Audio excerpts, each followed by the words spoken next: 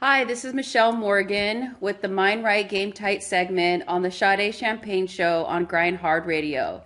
Today's guest is Margaux Bangs. She's a great friend of mine. We played basketball together and against each other as well.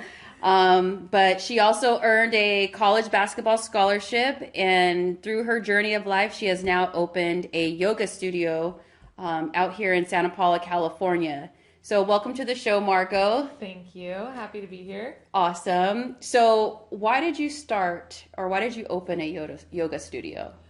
Um, well, I found yoga several years ago, and it was really good for me as far as stress relief and calming down and sort of just feeling good in my body after years and years of weightlifting and training for sports and things like that. I felt like I was really tight, so I really felt the difference, and it had a huge impact on me. So I knew that as soon as really one of the first classes I took, I knew that I was going to want to teach eventually.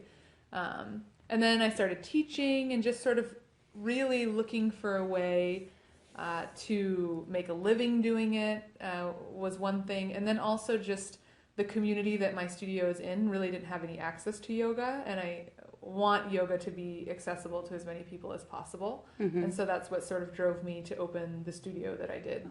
So, going back to like the sports part of things, and because it's the Mind Right Game Tight segment, so how do you feel that as an athlete, like, and doing yoga, what are the benefits of the mental training that goes on with doing yoga? Not just, people thinking like, oh, it's all about stretching and being Yeah. flexible.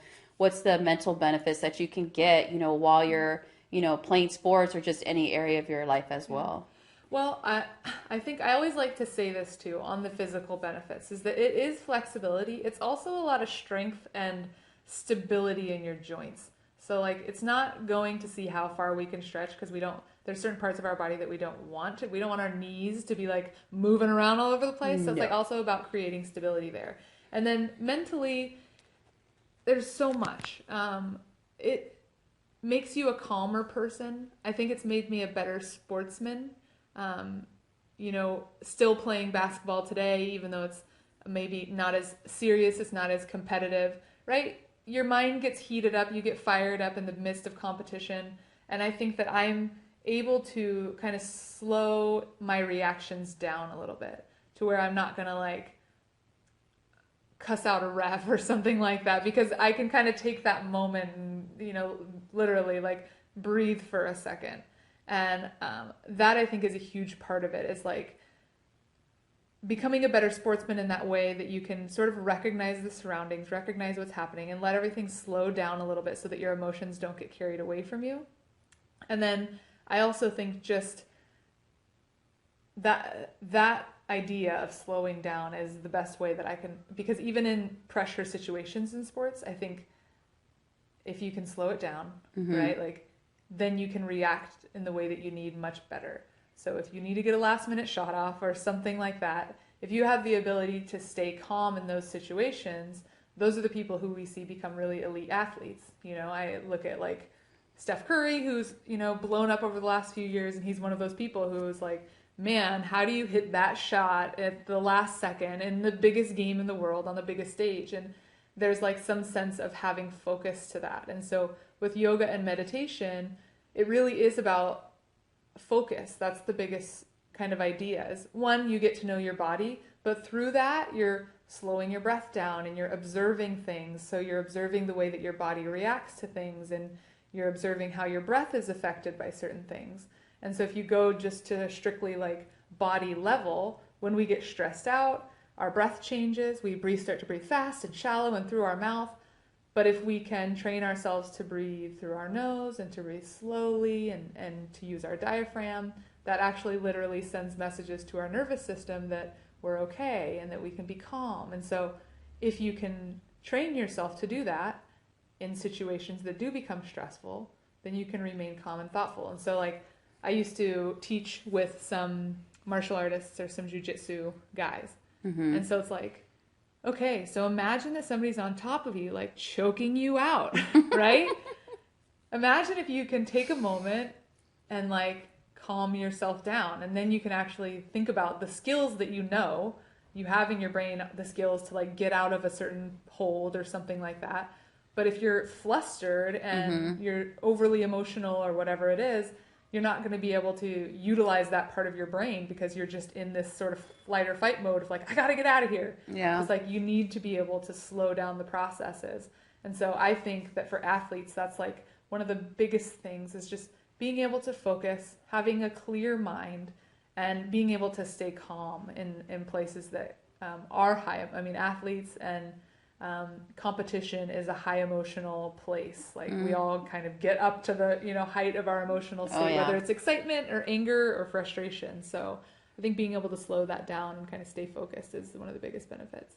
That sounds awesome. I think about it just listening to you talk, and it's like, wow, I wish I had access or the education about yoga because of the way, you know, every player is different, every person is different on how they handle situations. But even as an athlete, like for me, I was so intense. So like, you know, like you were, and it's like, okay, like this is an important moment right here. And if it's, you know, just imagine, especially not in just like a single person sport or even just in a team sport, if everybody on that same team had that same awareness as to what was going on, and let's all take a breath. And it's like, not just I'm the only one who knows about, you know, having a peaceful or restful state of mind, but everybody at that one time knowing it so that we can eventually see a different result. So I find that, you know, very beneficial, and, you know, not just including it by yourself, but also like involving your team and even like your friends, whoever it may be, so you can create that community of just rest and calmness on how to approach a situation the best way that you know you can.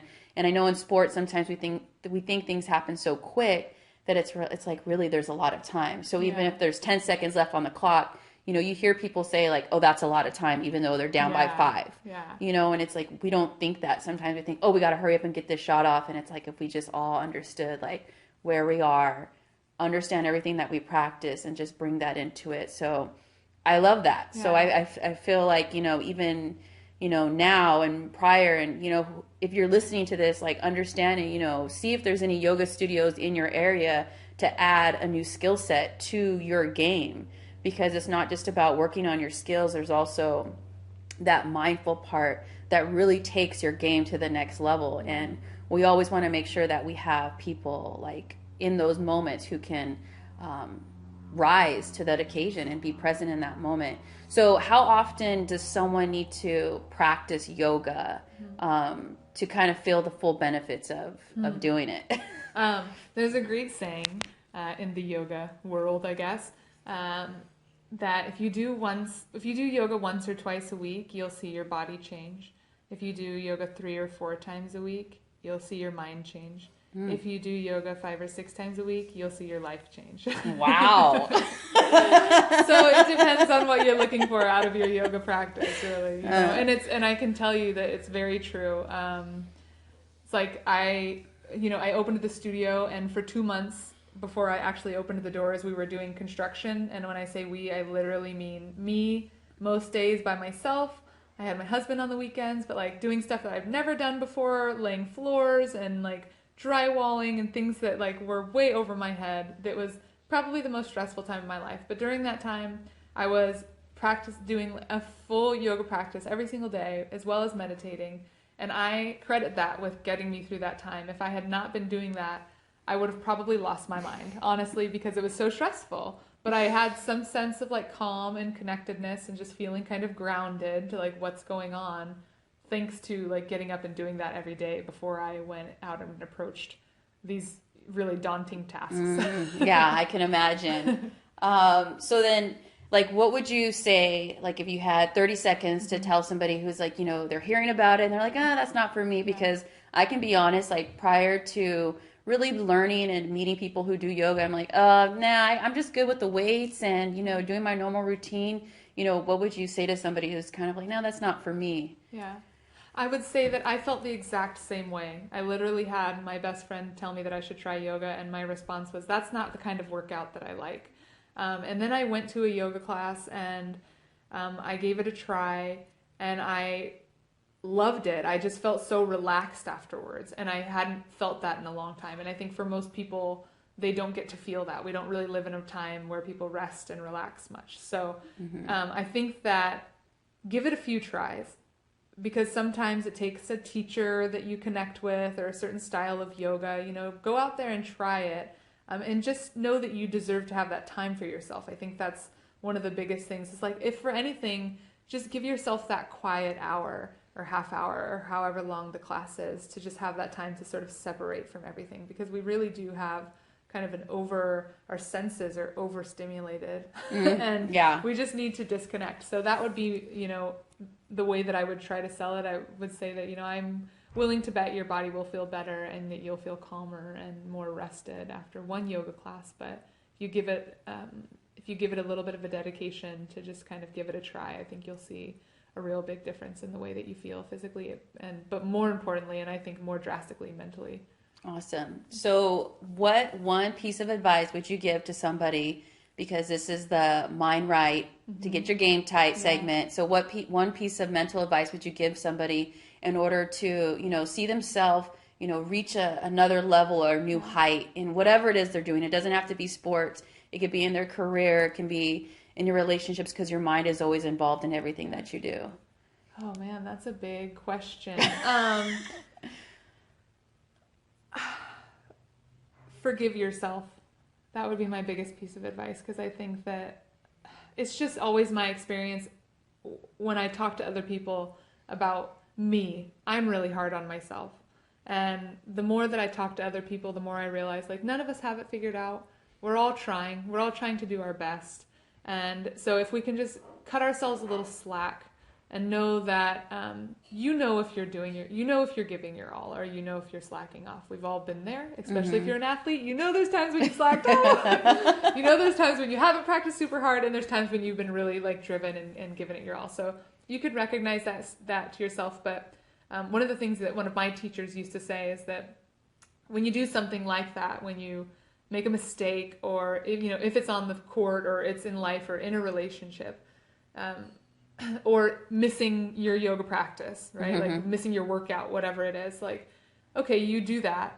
Don't compound it by beating yourself up about it, because now you're just a double negative. You had one bad thing, now you got two bad things. So I just think that the more that we can be kind of gentle on ourselves and forgive ourselves and just see our own humanity, we're not flawless, we're all trying, the more that we then see that in each other. And so it makes us a better partner, makes us able to look at our partner and forgive them when they do something that annoys us or that is imperfect.